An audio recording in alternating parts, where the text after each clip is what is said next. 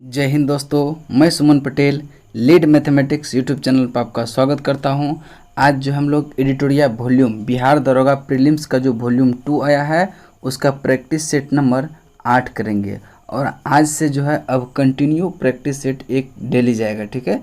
तो आप लोग जो है चैनल पर निरंतर बने रहें। अगर सेशन पसंद आए तो आप मेरा चैनल को सब्सक्राइब करें और अपने दोस्त के बीच शेयर जरूर करें, ठीक है।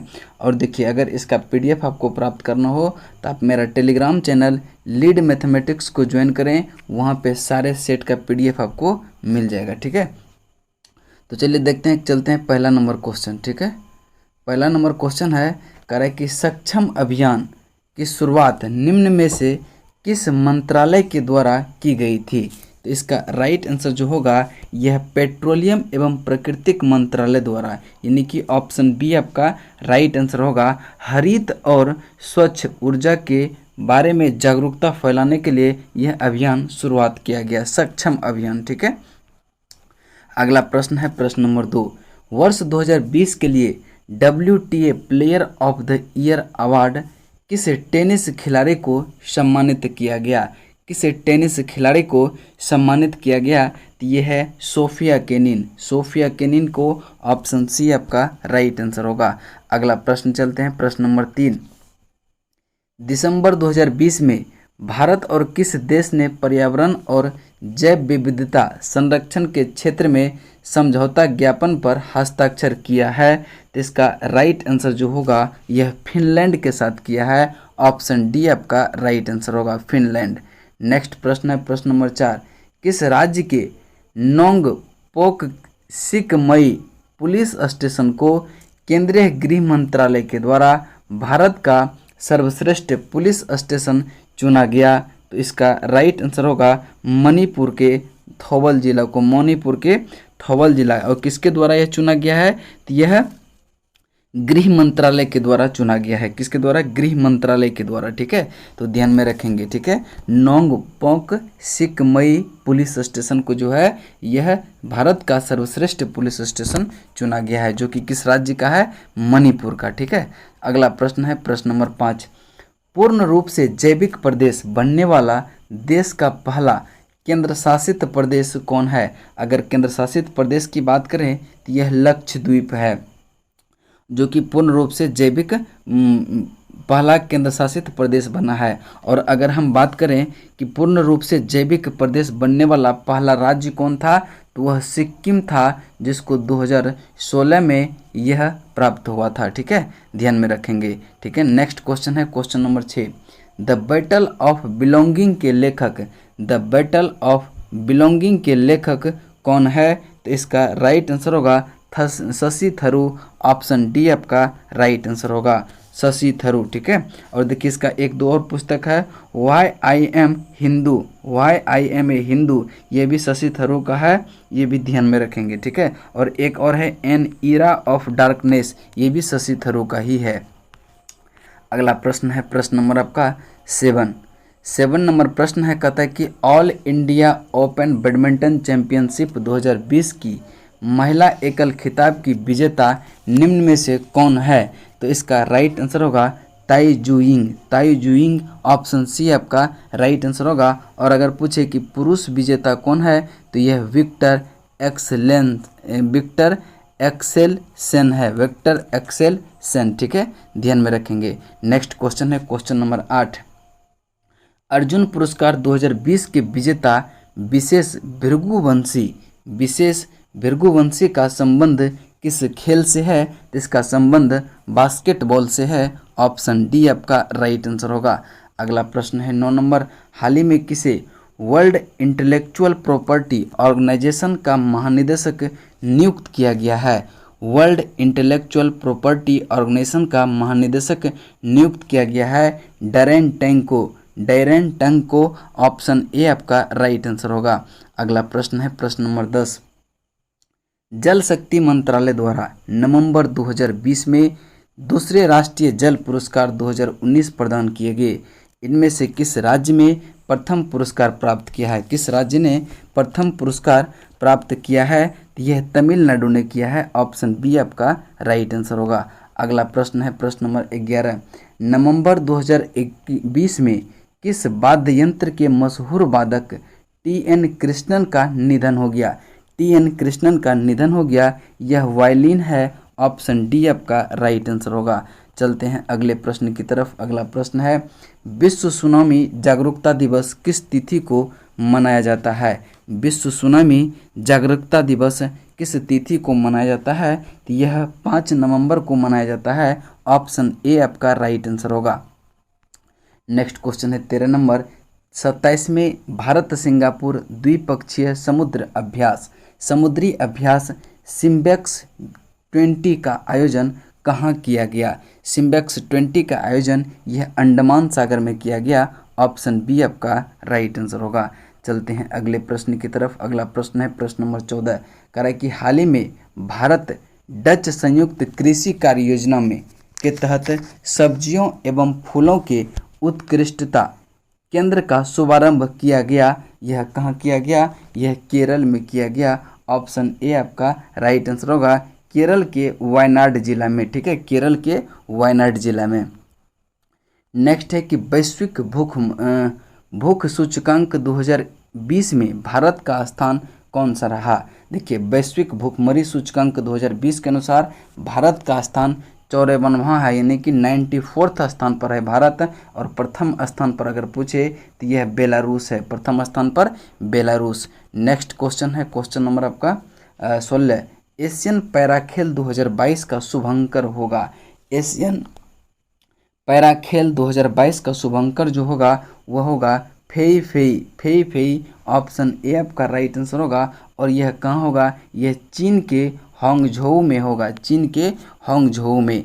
नेक्स्ट प्रश्न है प्रश्न नंबर आपका 17, हाल ही में किस देश ने हैवी लिफ्ट अंगारा A5 स्पेस राफेल का सफल परीक्षण किया? यह किया है रूस। ऑप्शन बी आपका राइट आंसर होगा। अगला प्रश्न है प्रश्न नंबर 18, दिसंबर 2020 में किस देश के द्वारा जलवायु आपातकाल की घोषणा की गई? जलवायु आपातकाल की घोषणा किया गया न्यूजीलैंड के द्वारा। ऑप्शन डी आपका राइट आंसर होगा। अगला है कि यूएस एयर क्वालिटी इंडेक्स के अनुसार दुनिया का सबसे प्रदूषित शहर कौन सा है? तो दुनिया का सबसे प्रदूषित शहर लाहौर, जो कि पाकिस्तान में पड़ता है, यानी कि आपका ऑप्शन नंबर बी आपका राइट आंसर होगा। नेक्स्ट है कि किस राज्य में एशिया की पहली सौर ऊर्जा सक्षम टेक्सटाइल मिल शुरू की जाएगी? यह कहाँ पे है? यह महाराष्ट्र में। कहाँ पे? किस राज्य में? महाराष्ट्र में जो है एशिया की पहली सौर ऊर्जा सक्षम टेक्सटाइल मिल की शुरुआत किया जाएगा। और इस मिल का नाम है जय भवानी महिला सहकारी कपड़ा मिल, ठीक है। इसका नाम क्या है? जय भवानी महिला सहकारी कपड़ा मिल, ठीक है, जो कि महाराष्ट्र में। अगला प्रश्न है प्रश्न नंबर 21, हाल ही में कस्तूरी नाम से भारत के किस फसल के लिए ब्रांड और लोगों का लोकार्पण किया गया? तो इसका राइट आंसर जो हो जाएगा वो हो जाएगा कपास। ऑप्शन बी आपका राइट आंसर होगा, कपास। अगला प्रश्न है प्रश्न नंबर आपका 22, कहते हैं कि सितंबर 2020 में भारत और किस देश के बीच पहले कार्गो फेरी सेवा की संयुक्त रूप से शुरुआत किया गया? तो इसका राइट आंसर जो हो जाएगा वो हो जाएगा मालदीव के साथ। सितंबर 2020 में भारत और किस देश के बीच पहले कार्गो फेरी सेवा की संयुक्त रूप से शुरुआत की गई? तो यह मालदीव के साथ, यानी कि भारत और मालदीव के साथ। अगला प्रश्न है 23 नंबर प्रश्न है, कह रहा है कि किसने वर्ष 2020 में Dayton literary peace prize lifetime achievement award जीता? ये जीता है मार्गरेट एटवुड ने। ऑप्शन ए आपका राइट आंसर होगा। अगला प्रश्न है प्रश्न नंबर 24, नीति आयोग द्वारा दिसंबर 2020 के लिए फरवरी 2021 में जारी महत्वाकांक्षी जिलों की सूची में शीर्ष स्थान निम्न में से किस जिले को प्राप्त हुआ? तो यह प्राप्त हुआ श्रावस्ती को, यानी कि यह उत्तर प्रदेश का एक श्रावस्ती डिस्ट्रिक्ट है, उसको शीर्ष स्थान प्राप्त हुआ। जबकि सेकेंड स्थान पर जो है त्रिपुरा की धलाई डिस्ट्रिक्ट को मिला है। धलाई डिस्ट्रिक्ट सेकेंड स्थान पर रहा है। अगला प्रश्न है प्रश्न नंबर आपका 25, किस मंत्रालय के द्वारा एक टोल फ्री मानसिक स्वास्थ्य पुनर्वास हेल्पलाइन सेवा जिसका नाम है किरण का शुभारंभ किया गया? तो यह किया गया सामाजिक न्याय और अधिकारिता मंत्रालय। ऑप्शन बी आपका राइट आंसर होगा। चलते हैं अगले प्रश्न। देखिए अगला प्रश्न मैथ का है, तो इसमें हम सबका आंसर बता देंगे, वो आप लोग पॉज करके सारे को बना लेंगे, ठीक है। तो चलिए देखते हैं। पहला प्रश्न का जो राइट आंसर होगा वह 60 दिन होगा और 26 का हो जाएगा 60 दिन, यानी ऑप्शन सी। 27 नंबर प्रश्न का आंसर 8% होगा, ऑप्शन डी 8%। 28 नंबर प्रश्न का जो आंसर होगा वह हो जाएगा 36 सेंटीमीटर, ऑप्शन सी। और 29 नंबर प्रश्न का जो आंसर हो जाएगा वह हो जाएगा 96, ऑप्शन डी आपका राइट आंसर होगा। नेक्स्ट प्रश्न है प्रश्न नंबर आपका 30 नंबर प्रश्न का जो राइट आंसर हो जाएगा वह 45 किलोमीटर, ऑप्शन बी। नेक्स्ट प्रश्न फिर चलते हैं, अब जीएस से है। कह रहा है कि यदि कोई व्यक्ति सीढ़ी पर चढ़ता है तो चढ़कर उतर जाता है तो किए गए कार्य का मान क्या होगा? देखिए वर्क बराबर क्या होता है, force into displacement S, F into S. जब वो जहाँ से शुरू किया था चढ़ना फिर वहीं आ गया तो डिस्प्लेसमेंट क्या हो गया, जीरो। तो अगर एस के जगह हम जीरो करेंगे तो जीरो को किसी भी नंबर से गुना करेंगे तो वह क्या हो जाएगा, जीरो। यानी कि कार्य क्या करेगा, वह शून्य कार्य करेगा, यानी कि ऑप्शन सी आपका राइट आंसर होगा। अगला प्रश्न है प्रश्न नंबर 32। एक पारसेक निम्नलिखित में से किसके बराबर होता है? एक पारसेक 3.08 इंटू 10⁻16 मीटर के बराबर होता है, या फिर एक पारसेक 3.26 प्रकाश वर्ष के बराबर होता है। प्रकाश वर्ष भी दूरी का इकाई है। चलते हैं अगले प्रश्न की तरफ। प्रश्न नंबर 33। निम्न में कौन एक अदिश राशि नहीं है? निम्नलिखित में से कौन एक अदिश राशि नहीं है? तो इसका राइट आंसर होगा चुंबकीय क्षेत्र जो है यह एक सदिश राशि है, जबकि द्रव्यमान, घनत्व और आयतन ये सब जो है अदिश राशि है। नेक्स्ट प्रश्न है प्रश्न नंबर आपका 34। निम्नलिखित में से किस स्थिति में ध्वनि का वेग अधिकतम होगा? ध्यान में रखेंगे किसका वेग कर रहा है, ध्वनि का वेग अधिकतम होगा। यह 27 डिग्री शुष्क वायु में जो है ध्वनि का वेग अधिकतम होगा। तापमान एवं आर्द्रता बढ़ने पर ध्वनि का जो वेग होता है वह बढ़ता है। तापमान बढ़ेगा तो भी ध्वनि का मान बढ़ेगा, आर्द्रता बढ़ेगा तो भी ध्वनि का मान बढ़ेगा। अगला प्रश्न है प्रश्न नंबर आपका 35। चुंबकीय क्षेत्र का एसआई मात्रक होता है? चुंबकीय क्षेत्र का एसआई मात्रक टेस्ला होता है। ऑप्शन सी आपका राइट आंसर होगा। और चुंबकीय क्षेत्र का सीजीएस मात्रक ये गॉस होता है। क्या होता है, गॉस होता है।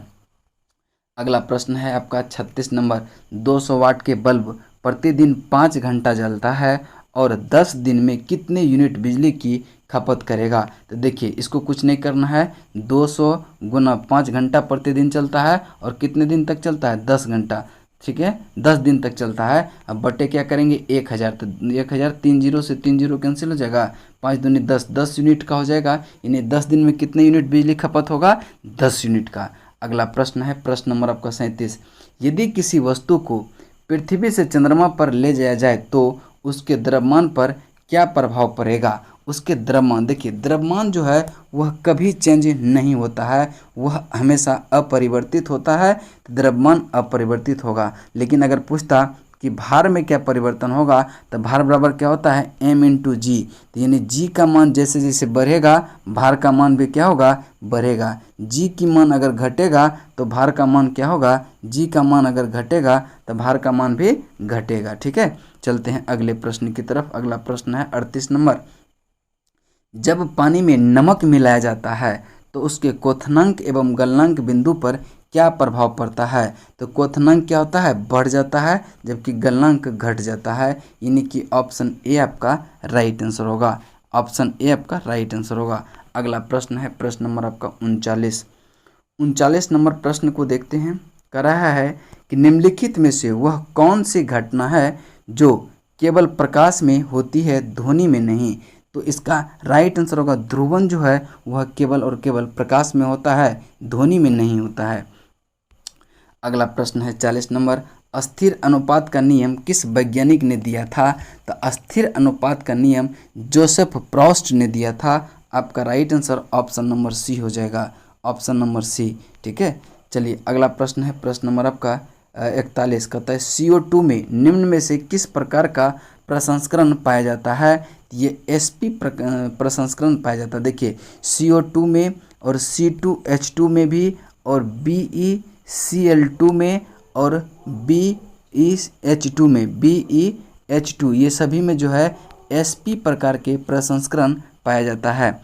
अगला प्रश्न है, प्रश्न नंबर आपका 42 नंबर प्रश्न है, कह रहा है कि परमाणु रिएक्टर में विमंदक का कार्य करता है। देखिए विमंदक का कार्य भारी जल भी करता है और ग्रेफाइट भी करता है, यानी कि आपका right answer option number D हो जाएगा, जो कि ऑप्शन डी सही हो जाएगा। विमंदक का मुख्य कार्य क्या होता है, न्यूट्रॉन को अवशोषित करना, न्यूट्रॉनों को अवशोषित करना। अगला प्रश्न है, प्रश्न नंबर आपका 43, निम्न में से कौन ऑक्सीकारक तथा अवकारक दोनों की तरह व्यवहार करता है। इसका राइट आंसर होगा HNO2। ये जो है HNO2 हो गया, O3 हो गया और H2O2 ये तीनों जो है क्या करता है, ऑक्सीकारक तथा अवकारक दोनों की तरह व्यवहार करता है। अगला प्रश्न है 44 नंबर, पटाखे में लाल रंग किसके कारण उत्पन्न होता है। पटाखे में लाल रंग स्ट्रॉन्शियम के कारण होता है, जबकि अगर हरा रंग की बात करें तो यह बेरियम के कारण होता है। लेकिन यह पूछ रहा है किसका, लाल रंग, तो स्ट्रॉन्शियम आपका right answer option number C हो जाएगा। अगला प्रश्न है, निम्न में कौन सा कोशिकांग जंतु कोशिका में नहीं पाया जाता है। कौन सा कोशिकांग जंतु कोशिका में नहीं पाया जाता है। तो रसधानी जो है यह केवल सिर्फ और सिर्फ पादप कोशिका में पाया जाता है, जंतु कोशिका में नहीं। तो इसमें जो है जल खनिज लवण कार्बोहाइड्रेट उपस्थित होते हैं। अगला प्रश्न है, प्रश्न नंबर आपका 46, कौन सा एंजाइम वसा को वसीय अम्ल तथा ग्लिसरॉल में परिवर्तित कर देता है। तो इनमें से कोई नहीं, चूंकि ना वो होता है लाइपेज एंजाइम। कौन सा, लाइपेज। लाइपेज देखें कोई ऑप्शन में नहीं है, तो लाइपेज एंजाइम जो है वसा को वसीय अम्ल तथा ग्लिसरॉल में परिवर्तित कर देता है। अगला प्रश्न है, प्रश्न नंबर आपका 47, कॉकरोच में हृदय कोष्ठ की संख्या, कॉकरोच में हृदय कोष्ठ की संख्या होती है कितनी। तो इसका राइट आंसर होगा 13 होती है, और 8 जो है ये केचुए के हृदय कोष्ठ की संख्या होती है। ठीक है, चलते हैं अगले प्रश्न की तरफ। अगला प्रश्न है 48, रक्त बिंबाणु का जीवन काल होता है। तो रक्त बिंबाणु का जीवन काल जो होता है वह होता है कब, 3 से 5 दिन, 3 से 5 दिन। ठीक है, और इसकी संख्या की बात करें तो 2.5 लाख से 3 लाख के मध्य होता है, 2.5 लाख से 3 लाख के बीच होता है। अगला प्रश्न है, प्रश्न नंबर आपका 49, कहता है कि अमीबा में किस प्रकार का अलैंगिक जनन पाया जाता है। तो इसका राइट आंसर होगा विखंडन, ऑप्शन बी आपका राइट आंसर होगा, विखंडन द्वारा, यानी कि ऑप्शन बी। चलते हैं अगले प्रश्न की तरफ। अगला प्रश्न है, हड़प्पा सभ्यता के किस स्थल से उन्नत जल प्रबंधन व्यवस्था का साक्ष्य प्राप्त होता है। तो इसका राइट आंसर होगा धौलावीरा से। कहाँ से, धौलावीरा, ऑप्शन बी। अगला प्रश्न है कि उत्तर मीमांसा दर्शन के प्रवर्तक कौन थे। उत्तर मीमांसा दर्शन के प्रवर्तक कौन थे। इसका राइट आंसर होगा बदरायन, ऑप्शन डी, बदरायन। अगला प्रश्न है कि हाटक निम्न में से किस महाजनपद की राजधानी थी। हाटक जो है किस महाजनपद की राजधानी थी। इसका राइट आंसर जो हो जाएगा कंबोज की। कहाँ की, कंबोज की। ठीक है, अगला प्रश्न चलता है, हाटक या राजपुर, ध्यान में रखेंगे हाटक और राजपुर एक ही को कहा जाता है। अगला प्रश्न है, कह रहा है कि किसने अवंती के शासक चंडप्रद्योत के इलाज के लिए अपने राजवैद्य जीवक को भेजा था। तो इसका राइट आंसर जो हो जाएगा वह बिंबिसार हो जाएगा, ऑप्शन बी। अगला प्रश्न है, प्रश्न नंबर आपका 54, भारत में कुषाण वंश की स्थापना किसने किया था। देखिए कुषाण वंश के अगर संस्थापक की बात करें तो ये कुजुल कडफिसेस होगा, लेकिन अगर इसका पूछे कि वास्तविक संस्थापक कौन है तो भीम कडफिसेस। ठीक है, भीम कडफिसेस इसका वास्तविक संस्थापक है।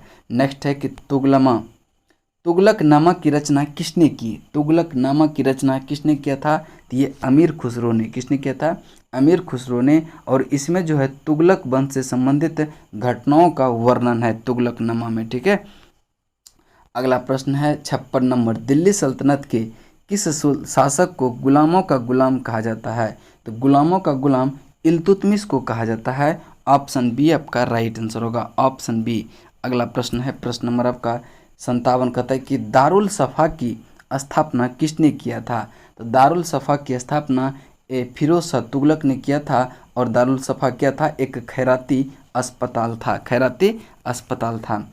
अगला प्रश्न है फारसी यात्रा अब्दुल रज़ाक, फारसी यात्री अब्दुल रज़ाक ने किसके शासनकाल में विजयनगर की यात्रा की थी? तो विजयनगर की यात्रा की थी देवराय द्वितीय के काल में। ऑप्शन बी आपका राइट आंसर होगा। अगला प्रश्न है प्रश्न नंबर आपका 59, 59 नंबर प्रश्न को ध्यान से पढ़ेंगे। कह रहा है कि शिवाजी ने किस वर्ष छत्रपति की उपाधि धारण किया? शिवाजी ने किस वर्ष छत्रपति की उपाधि धारण की? तो इसका राइट आंसर होगा 1674, ऑप्शन सी। ठीक है। अगला प्रश्न है प्रश्न नंबर आपका 60, किस पुर्तगाली गवर्नर ने कोच्चिन की जगह गोवा को पुर्तगालियों की राजधानी बनाया? तो इसका राइट आंसर होगा नीना डी कुन्हा, नीना डी कुन्हा, ऑप्शन सी आपका राइट आंसर होगा। कब बनाया था? यह 1530 ईस्वी में, 1530 ईस्वी में। ठीक है। चलते हैं अगले प्रश्न की तरफ। अगला प्रश्न है प्रश्न नंबर आपका 61, कहता है कि अंग्रेजों एवं फ्रांसीसियों के बीच पेरिस की संधि कब हुआ था? तो अंग्रेजियों एवं फ्रांसीसियों के बीच पेरिस की संधि जो हुआ था 1763 में। और इसी के पेरिस की संधि के कारण ही जो हुआ था तृतीय कर्नाटक युद्ध का समापन हुआ था, तृतीय कर्नाटक युद्ध का अंत हुआ था पेरिस की संधि से। तत्वबोधिनी सभा की स्थापना किनके द्वारा की गई थी? तत्वबोधिनी सभा की स्थापना देवेंद्रनाथ टैगोर के द्वारा 1839 में किया गया था, 1839 में। अगला प्रश्न है प्रश्न नंबर 63, महात्मा गांधी और B.R. अम्बेडकर के मध्य पूना समझौता कब हुआ था? तो पूना समझौता हुआ था यह सितंबर 1932 में, सितंबर 1932 में दलित के लिए पृथक निर्वाचन व्यवस्था को समाप्त कर दिया गया था। चलते हैं अगले प्रश्न की तरफ। प्रश्न नंबर आपका 64, निम्नलिखित में से किस भारतीय राज्य की सीमा म्यांमार से नहीं लगती है? म्यांमार से नहीं लगती है तो इसका राइट आंसर होगा त्रिपुरा, ऑप्शन सी, त्रिपुरा। ठीक है। और देखिए म्यांमार से 4 राज्य की सीमा लगता है, अरुणाचल प्रदेश, नागालैंड, मिजोरम और एक मणिपुर है, एक मणिपुर है। ये 4 राज्य से जो है म्यांमार की सीमा टच करता है। अगला प्रश्न है 65, गॉडविन ऑस्टिन पर्वत शिखर किस पर्वत श्रेणी में स्थित है? यह काराकोरम में है, ऑप्शन सी आपका राइट आंसर होगा, जो कि ट्रांस हिमालय का भाग है। ठीक है। ट्रांस हिमालय का भाग है और ट्रांस हिमालय की सबसे ऊंची चोटी भी काराकोरम को कह सकते हैं आप।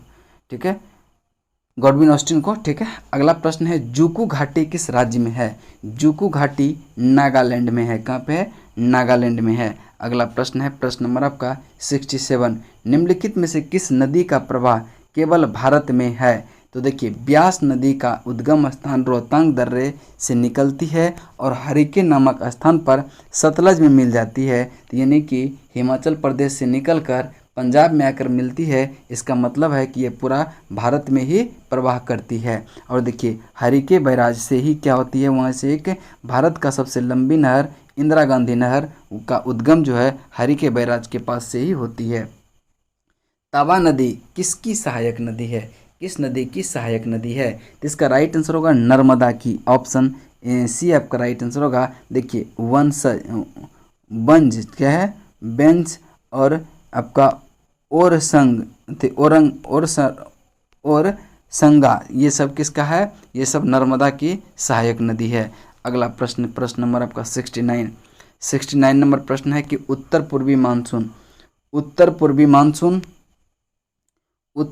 मानसून से सबसे अधिक वर्षा किस राज्य में होती है? तो इसका राइट आंसर जो हो जाएगा वो हो जाएगा आपका तमिलनाडु में, ऑप्शन डी आपका राइट आंसर होगा, तमिलनाडु, जो कि लौटती मानसून से वर्षा होती है वहाँ तमिलनाडु में ठंडे के दिनों में। ठीक है। मेट्टूर परियोजना किस नदी पर अवस्थित है? मेट्टूर परियोजना यह कावेरी नदी पर है। कहाँ पे? कावेरी नदी पर। और पूछेगा किस राज्य में है? तो तमिलनाडु में, तमिलनाडु में, ध्यान में रखेंगे। अगला प्रश्न है प्रश्न नंबर 71, तातीपाका तेल परिशोधनशाला किस राज्य में है? तो इसका राइट आंसर होगा आंध्र प्रदेश, ऑप्शन बी। अगला प्रश्न है प्रश्न नंबर आपका 72, 2011 के जनगणना के अनुसार भारत में सबसे अधिक शहरी जनसंख्या निम्न में से किस राज्य में है? तो इसका राइट आंसर होगा महाराष्ट्र में है। सेकेंड नंबर पर उत्तर प्रदेश और थर्ड नंबर पर तमिलनाडु है। अगला प्रश्न है प्रश्न नंबर आपका 73। भारत का सबसे बड़ा जैव मंडल आरक्षित क्षेत्र कौन सा है? तो देखिए, भारत का अगर सबसे बड़ा जैव मंडल आरक्षित क्षेत्र की बात करें तो यह कच्छ का रण है, जिसका क्षेत्रफल जो है 12,454 वर्ग किलोमीटर है। जबकि अगर पूछें कि भारत का दूसरा सबसे बड़ा जैव मंडल आरक्षित क्षेत्र कौन सा है, तो यह है मन्नार की खाड़ी, जिसका क्षेत्रफल 10,500 वर्ग किलोमीटर है। ध्यान में रखेंगे। अगला प्रश्न है प्रश्न नंबर आपको 74। लोही एक नस्ल है, लोही एक नस्ल है, भेड़ का नस्ल है। किसका? भेड़ का नस्ल है, जिसका पालन जो है दूध के लिए किया जाता है।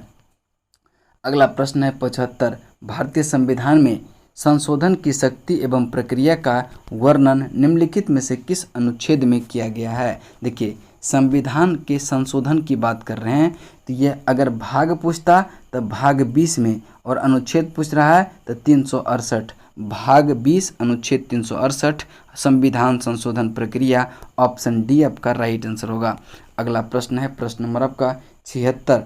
कह रहा है कि किसी राज्य में यदि राष्ट्रपति शासन लागू हो तो यह अधिकतम कितने समय तक बढ़ाया जा सकता है? तो अधिकतम 3 वर्ष तक बढ़ाया जा सकता है। चूँकि देखिए, अगर एक बार संसदीय अनुमोदन हो जाए तो वह 6 माह के लिए बढ़ता है, फिर 6 माह के लिए बढ़ेगा, यानी कि इस तरह से मैक्सिमम 3 वर्ष तक बढ़ सकता है। अगला प्रश्न है प्रश्न नंबर आपका 77। किसी राज्य में राष्ट्रपति शासन की घोषणा को मंजूरी देने वाला प्रस्ताव संसद के दोनों सदनों द्वारा निम्नलिखित में से किस बहुमत द्वारा पारित किया जाता है? यह साधारण बहुमत द्वारा पारित किया जाता है। ऑप्शन ए आपका राइट आंसर होगा। चलते हैं अगले प्रश्न की तरफ। प्रश्न नंबर आपका 78 नंबर प्रश्न है। कह रहा है कि संसदीय प्रक्रिया में शून्यकाल के संदर्भ में निम्नलिखित में से कथनों पर क्या सही नहीं है? क्या सही नहीं है? तो पहला कथन है संसदीय प्रक्रिया में यह नवाचार यानी शून्यकाल जो है यह भारत की देन है। बिल्कुल सही है। यह वर्ष 1962 में जारी है, यह भी सही है। यह अनौपचारिक साधन है जिसमें संसदीय सदस्य पूर्व सूचना के मामले उठा सकते हैं, यानी कि यह तीनों कथन सही है। लेकिन शून्यकाल प्रश्नकाल के पहले शुरू नहीं होता है, शून्यकाल जो है प्रश्नकाल के तुरंत बाद शुरू होता है, यानी कि डी नंबर गलत हो गया। और पूछ रहा है कौन सा सही नहीं है, यानी कौन सा गलत है, तो आपका right answer option number D हो जाएगा, ऑप्शन डी। चलते हैं अगले प्रश्न की तरफ। प्रश्न नंबर आपका 79। निम्नलिखित में से कौन सुमेलित नहीं है? देखिए, भाग 15 में निर्वाचन है, बिल्कुल सही है। आपात उपबंध भाग 18, संविधान संशोधन भाग 20 और अनुसूचित एवं जनजाति क्षेत्र भाग 10, यानी कि ए, बी और डी सही है और सी नंबर क्या है गलत है। तो कह रहा है कौन सुमेलित नहीं है, तो सी आपका राइट आंसर हो जाएगा। अगला प्रश्न है प्रश्न नंबर 80। नियंत्रक एवं महालेखा परीक्षक कैग अपनी लेखा परीक्षण रिपोर्ट निम्नलिखित में से किसे सौंपता है? किसे सौंपता है? तो इसका राइट आंसर जो हो जाएगा वह हो जाएगा, कह रहा है कि किसे सौंपता है, तो यह राष्ट्रपति को सौंपता है, यानी कि ऑप्शन सी आपका राइट आंसर होगा। अगला प्रश्न है कि पंचायतों को संवैधानिक आधार प्रदान करने की सिफारिश सर्वप्रथम किस समिति ने किया था? तो ये लक्ष्मीमल सिंघवी समिति, जिसका गठन जो है यह 1986 में हुआ था, इसी ने किया था, यानी कि ऑप्शन सी आपका राइट आंसर होगा। अगला प्रश्न है संविधान के किस अनुच्छेद के अंतर्गत राष्ट्रपति किसी मामले में सर्वोच्च न्यायालय की सलाह ले सकता है? तो 143 के तहत जो है सर्वोच्च न्यायालय की सलाह राष्ट्रपति ले सकता है, यानी कि ऑप्शन बी आपका राइट आंसर होगा। अगला है कि वर्तमान में राज्यसभा में निर्वाचित सदस्यों की संख्या कितनी है? देखिए, अगर वर्तमान में पूछे राज्यसभा में निर्वाचित सदस्यों की संख्या 233 है। अगर बात करें कि मनोनीत सदस्य की संख्या, तो 12 मनोनीत सदस्य की संख्या है, जबकि 4 केंद्र शासित प्रदेश की सदस्य की संख्या है। नेक्स्ट प्रश्न है प्रश्न नंबर आपका 84, निम्न में से कौन सा विषय समवर्ती सूची के अंतर्गत नहीं आता है? तो इसका राइट आंसर होगा पंचायती राज, यह राज्य सूची के अंतर्गत आता है। ऑप्शन डी आपका राइट आंसर होगा। अगला प्रश्न है प्रश्न नंबर आपका 85, ग्राम पंचायत की बैठक का आयोजन किया जाना अनिवार्य है प्रत्येक 2 माह से कम एक बार। ठीक है, देखिए 2 माह से कम एक बार होना चाहिए। ठीक है, 2 माह में कम से कम एक बार बैठक होना चाहिए पंचायती राज में। ठीक है, अगला प्रश्न है प्रश्न नंबर आपका 86, कह रहा है कि ग्राम पंचायत की बैठक हेतु कितनी गणपूर्ति यानी कि कोरम आवश्यक है? तो 50% यानी कि सदस्यों की कुल संख्या का आधी, यानी कि ऑप्शन ए आपका राइट आंसर होगा। अगला प्रश्न है प्रश्न नंबर आपका 87, कहता है कि भारत में मिश्रित अर्थव्यवस्था का अर्थ है, मिश्रित अर्थव्यवस्था का अर्थ है कि राष्ट्रीय अर्थव्यवस्था में सार्वजनिक क्षेत्र के साथ साथ निजी क्षेत्र का विद्यमान होना। ऑप्शन ए आपका राइट आंसर होगा। अगला प्रश्न है भारत में राष्ट्रीय आय की गणना करता है, भारत में राष्ट्रीय आय की गणना कौन करता है? तो केंद्रीय सांख्यिकी कार्यालय यानी कि CSO करता है, यानी कि ऑप्शन सी आपका राइट आंसर होगा। अगला प्रश्न है प्रश्न नंबर आपका 89, कह रहा है कि निम्नलिखित में से कौन सही है? पहला कथन है आर्थिक समृद्धि अर्थव्यवस्था में मात्रात्मक परिवर्तनों को प्रदर्शित करती है, यह कथन बिल्कुल सही है। दूसरा कथन है आर्थिक विकास अर्थव्यवस्था में मात्रात्मक परिवर्तनों के साथ साथ गुणात्मक परिवर्तनों को भी प्रदर्शित करती है, यानी कि 1 और 2 दोनों कथन सही है, यानी कि ऑप्शन सी आपका राइट आंसर होगा। अगला प्रश्न है प्रश्न नंबर आपका 90, कहता है कि वैश्विक वित्तीय अस्थिरता रिपोर्ट जारी करता है कौन? तो इसका राइट आंसर होगा अंतर्राष्ट्रीय मुद्रा कोष, अंतर्राष्ट्रीय मुद्रा कोष। नेक्स्ट प्रश्न है कि कृष्ण क्रांति यानी कि ब्लैक रिवोल्यूशनरी, कृष्ण क्रांति यानी कि ब्लैक रिवॉल्यूशन किससे संबंधित है? तो इसका राइट आंसर जो होगा पेट्रोलियम उत्पादन से। ऑप्शन बी आपका राइट आंसर होगा। अगला प्रश्न है प्रश्न नंबर 92 नंबर प्रश्न है, कह रहा है कि निम्नलिखित में से कौन एक Akhil Bharatiya electronic trading portal है जो कृषि से संबंधित उपजों के लिए एक एकीकृत राष्ट्रीय बाजार का निर्माण करता है? तो इसका नाम है ई नाम, यानी कि ऑप्शन डी आपका राइट आंसर होगा।